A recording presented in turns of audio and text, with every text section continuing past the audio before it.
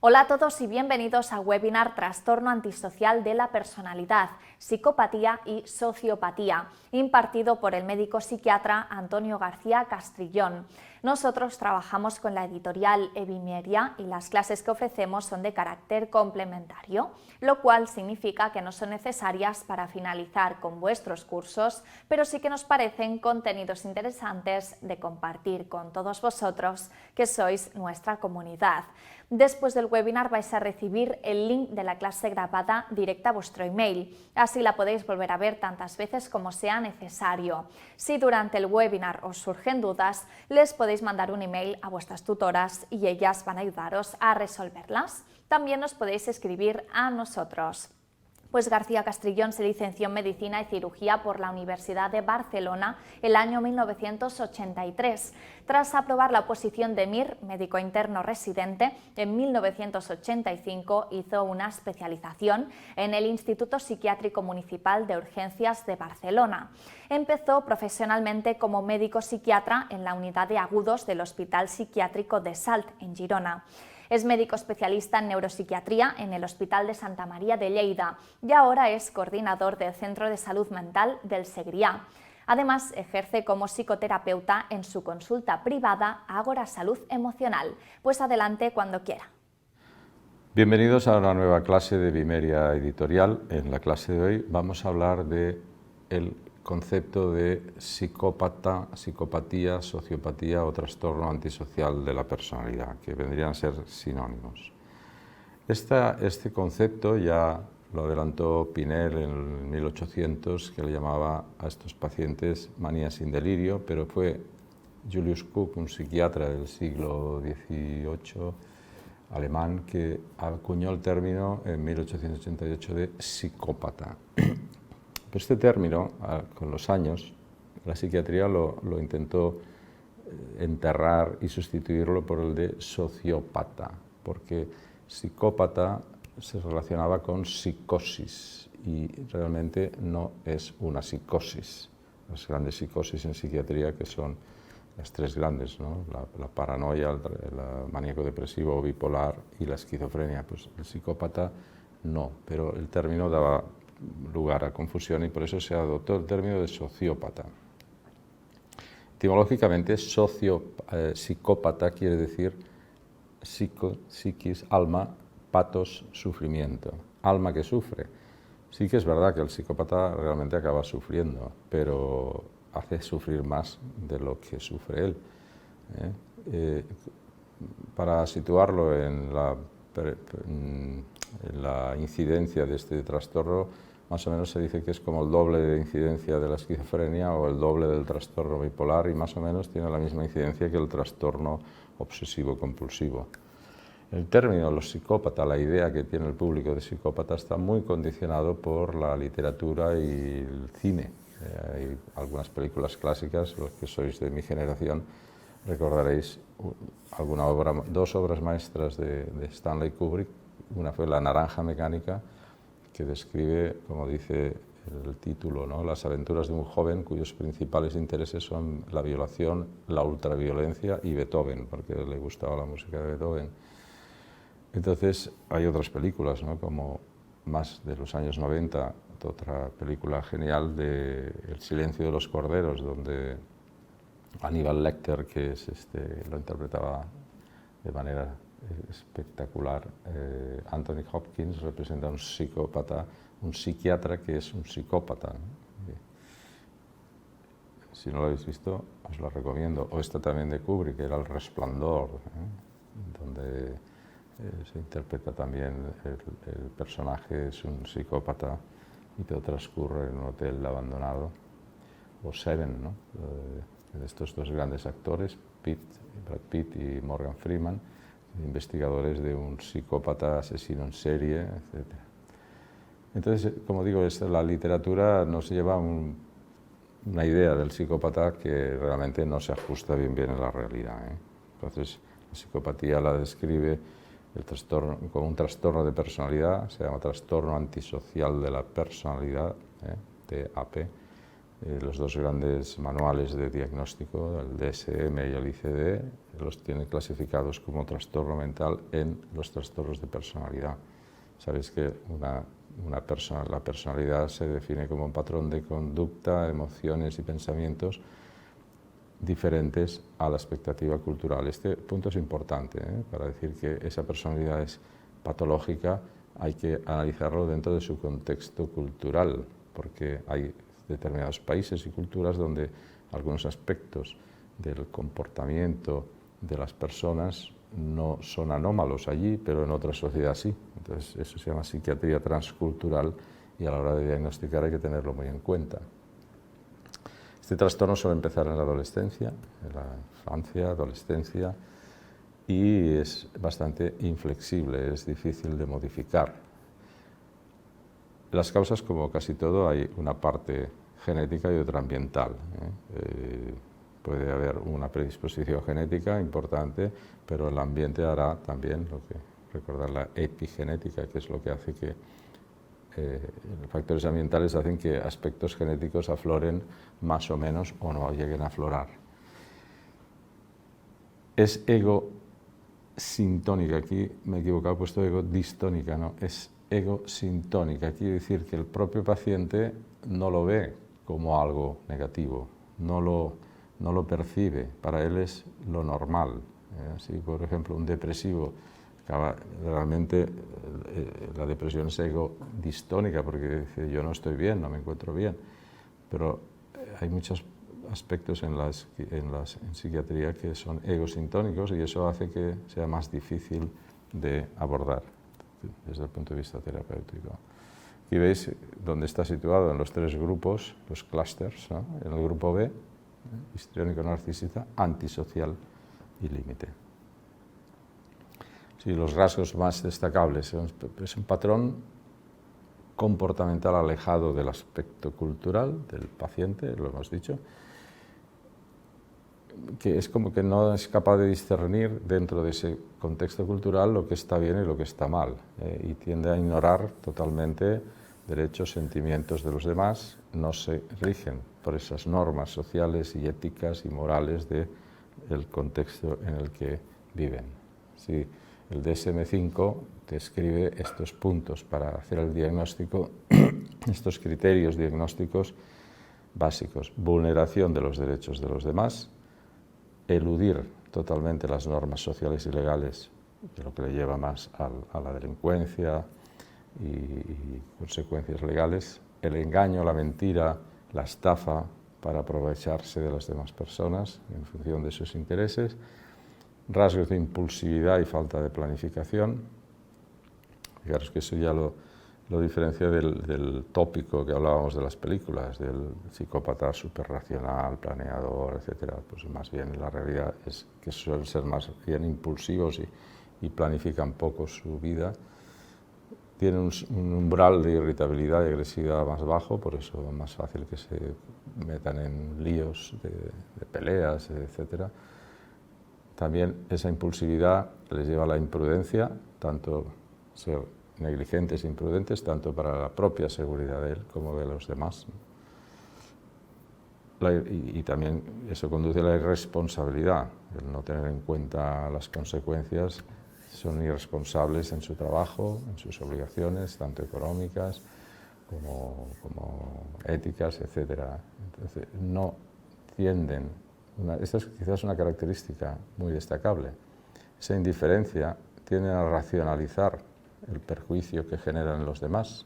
Ellos lo razonan como que es lo que hay que hacer y difícilmente se arrepienten, no tienen remordimientos, no se sienten culpables. Decíamos que empieza en la adolescencia. Vuelvo a decir, adolescentes, comportamientos con rasgos psicopáticos en adolescentes según el entorno cultural, porque ya lo hemos dicho esto, pero hay una cosa importante a destacar aquí, es que los niños, adolescentes, los jóvenes, hasta que se acaba la adolescencia, el cerebro no ha acabado de madurar, sobre todo el aspecto del lóbulo prefrontal, es el que más le cuesta madurar y no acaba de madurar hasta 22, 24 años, con lo cual allí sabéis que el lóbulo prefrontal es el responsable es la razón que controla la emoción. Entonces, si no es maduro, en cambio las partes emocionales del cerebro del niño y del adolescente ya están maduras, sobre todo a partir de la pubertad, cuando hacen el cambio hormonal, todo el aspecto emocional del cerebro está completamente maduro y funcional, pero el lóbulo frontal no, que es el que tiene que controlar este otro aspecto. Por eso los adolescentes todos ya tienden a presentar ciertos rasgos de estos que hemos definido en la psicopatía. Incluso hay un estudio de estos dos autores, Achenbach y Edelbrock, en los años 80, que llegaron, mediante test y estudios psicológicos, llegaron a conclusiones como que un 20% de los menores de 4 años, de los niños menores de 4 años, podían puntuar alto en psicopatía y un nada menos 50% de los menores de 16 años también. Y es por esta razón que acabamos de explicar, ¿no? O sea, que como que decir que los adolescentes son, o hemos sido, unos auténticos descerebrados. Volvemos a la etiología, podríamos decir 50-50, biológico-ambiental, ¿eh?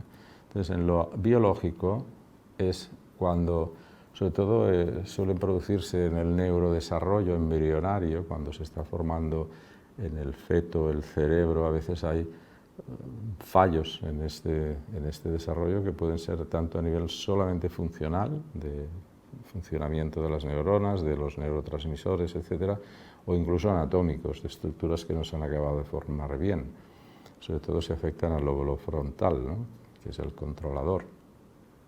Y estos fallos en el neurodesarrollo pueden llevar a riesgos de trastorno antisocial, que también se relaciona de alguna manera con los trastornos por déficit de atención e hiperactividad y predisposición genética también para las adicciones, trastorno por uso de sustancias.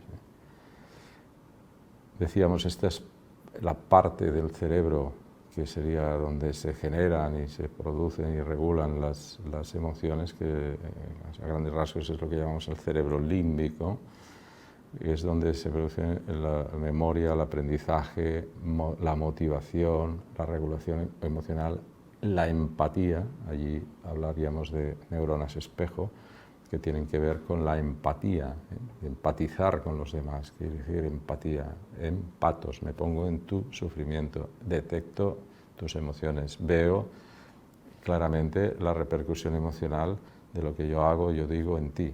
Eso el psicópata está muy mermado o inexistente, y eso también hace que estas estructuras nos lleven a lo que se llama el condicionamiento aversivo, es decir, vamos aprendiendo de forma aversiva con las consecuencias negativas de nuestros actos. Si yo tengo conductas irresponsables o delictivas, tal, pues tiene unas consecuencias. Pues esto es lo que falla en los psicópatas con una fuerte base biológica y genética, y podemos decir que no acaban teniendo una gran dificultad para aprender de la experiencia y lo vuelven a hacer una y otra vez, como que no aprenden, ¿no? Esta persona no aprende, ¿no? Y eso, hay delincuentes que son reincidentes. Dice, pero ¿cómo es posible? Pues seguramente muchos de estos son trastornos antisociales o psicópatas.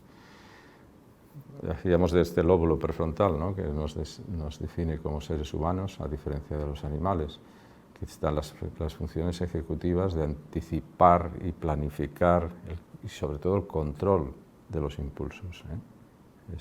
Esos impulsos que vienen de la parte emocional del cerebro, el lóbulo prefrontal, cuando es maduro y ha acabado la adolescencia y está completamente maduro y funcional, es capaz de controlar y regular estos impulsos que vienen de nuestras emociones. Por eso, cuando hay fallos aquí, pues se producen rasgos antisociales, impulsividad, déficit de atención, hiperactividad, etc. ¿Y los factores ambientales? Pues bueno, los factores ambientales también son muy importantes, ¿eh? Típicamente, sobre todo, son pues familias desestructuradas, pérdidas precoces de padre o madre, ser huérfanos, abuso infantil, agresividad en la familia, descontrol parental, no hay ningún tipo de educación, hostilidades, falta de amor, falta de cariño, abandono, privación emocional. Y todo eso también, claro, si hay comportamientos antisociales de los padres, los niños, sabéis que la personalidad es como el software que se va generando a lo largo de los años y que configura finalmente la personalidad del niño. Y una buena parte es por observación, por imitación. Si los padres tienen comportamientos antisociales, el niño va generando comportamientos antisociales. Y eso les lleva, pues, en estos ambientes al aislamiento, a la inseguridad, a la desconfianza, baja autoestima y una vulnerabilidad absoluta social, académica, profesional, etc. Entonces, si hay un niño nace con un componente genético ya con tendencia a la sociopatía y encima el ambiente es este que hemos descrito, pues eso ya es una bomba y sale un auténtico psicópata. Y el psicópata decíamos que realmente también acaba sufriendo porque es, en el fondo, a pesar de todo esto, como ser humano, somos animales gregarios, necesitamos vivir en sociedad, estamos diseñados para estar bien. Cuando estamos integrados en un entorno, en una comunidad, hay esta evitación social activa, porque ellos mismos acaban frustrándose en su anhelo de tener relaciones con otras personas y se acaban autoaislando, y se crean su propio mundo, pero también hay la evitación social pasiva, que es la propia sociedad que los rechaza, porque genera perjuicios y los acaba aislando. Hay un tema que algunos autores intentan describir diferencias entre psicópata y sociópata, entre lo que sería el psicópata auténtico y el trastorno antisocial de la personalidad. Y hablan de, un poco sería esto, como dicen, el psicópata nace y el sociópata se hace.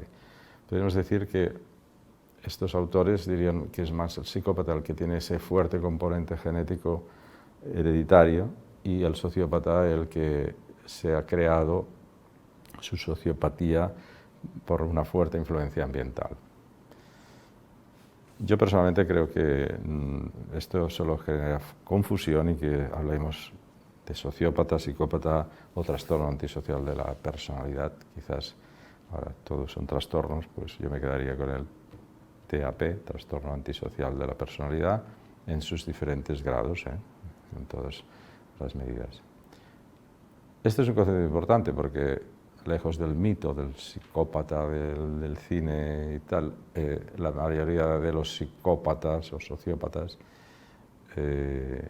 no son ni asesinos en serie, ni delincuentes, es lo que llamaríamos el psicópata socializado o integrado.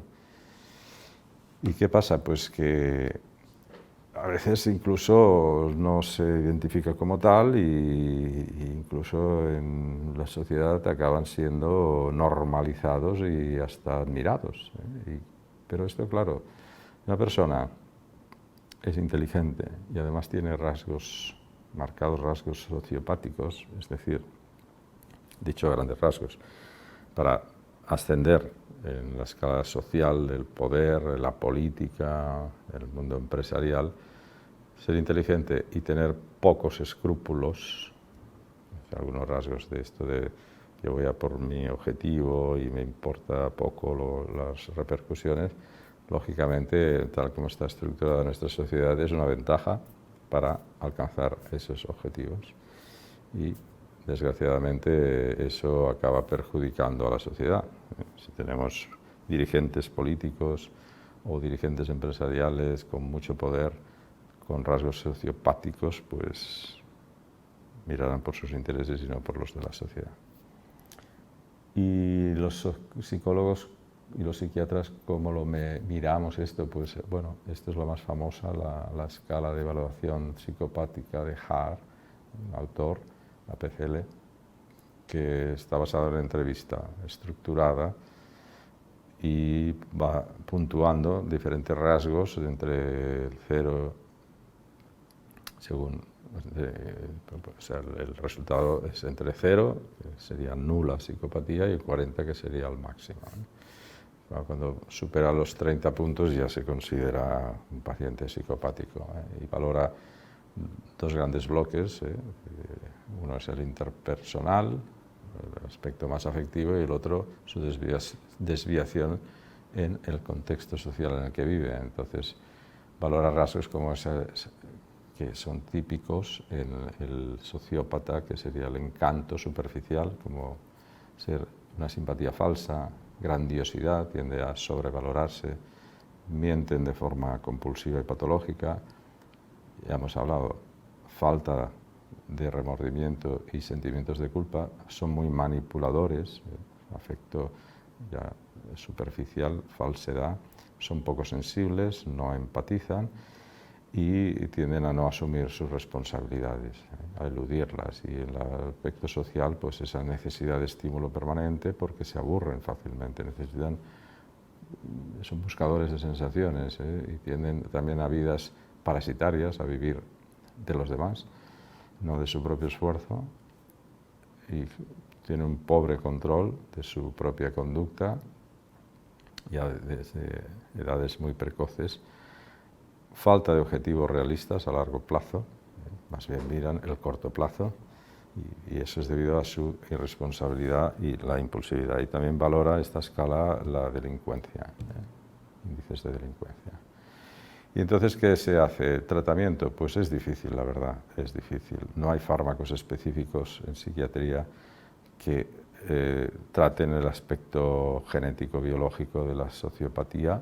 Sí hay fármacos que pueden minimizar aspectos. Si un sociópata pues es muy agresivo, tal, pues hay algunos, por ejemplo, los antipsicóticos o neurolépticos, que pueden moderar esa impulsividad, o algunos eutimizantes que moderan la impulsividad y la agresividad. Uno de los aspectos que lo hace muy difícil es esa egosintonía que hablábamos. Pongo aquí anosognosia, quiere decir que no conozco mi enfermedad, no soy consciente de que tengo ese problema. Y claro, difícil que un sociópata vaya a buscar ayuda a un profesional, más bien acaba que lo llevan al profesional. Pero cuando una persona no es consciente de su problema, es francamente difícil ayudarle. Sí es cierto que las psicoterapias o las terapias, incluso cognitivo-conductuales, pueden ayudar más bien a prevenir que sobre todo en un adolescente, un joven que ya marca maneras, en el que ya se evidencian rasgos sociopáticos, pues se pueda modelar a mejor, sobre todo si esa sociopatía tiene mucho más componente ambiental que genético, porque si es muy genético, la psicoterapia realmente no funciona. Volviendo al cine, si habéis visto esa película de La naranja mecánica, en los años 60 era muy típico lo que se llamaba la terapia aversiva, eso se hacía, por ejemplo, en el alcoholismo. Se hacía asociar al alcohólico el sabor y el olor de la sustancia alcohólica a la que era adicto, con una inyección de una sustancia que se llama apomorfina, que produce un malestar, náuseas, vómitos, y el cerebro va asociando el alcohol a un malestar, con lo cual acaba teniendo aversión al alcohol. Pues en la película esta se ve como al joven psicópata le hacían terapia aversiva, le obligaban a ver escenas terribles de violencia, y mientras las veía le inyectaban la apomorfina. Y es cierto que inicialmente parecían que se había curado, pero tiene un problema, que a la larga ese efecto aversivo se va extinguiendo. Y en una escena de la película final, el psicópata vuelve a sonreír como diciendo, ya vuelvo a ser yo. Entonces, así como resumen, volvemos a decir que el trastorno antisocial de la personalidad, o sociópata o psicópata, es dimensional, no es categórico como todos los rasgos de la personalidad. Las clasificaciones ya sabéis que solo son con fines didácticos, pero todos podemos tener algún rasgo más o menos elevado o minimizado de alguna actitud sociopática. Ya hemos dicho que los niños y adolescentes de por sí ya tienden a eso. Pero la realidad es diferente, eso es lo que hace complejo la asistencia psiquiátrica, ¿no? El tratamiento, y es porque un paciente no es un paciente puro, no lo encajas con el capítulo 8 del manual de psiquiatría, que es trastorno antisocial, sino que puede tener preponderantes rasgos antisociales, pero a la vez puede ser paranoide y puede ser un poco obsesivo y además tener cierta bipolaridad, en fin, es un popurrí. Entonces, ¿qué hacemos? Pues bueno, el diagnóstico según lo que más destaca.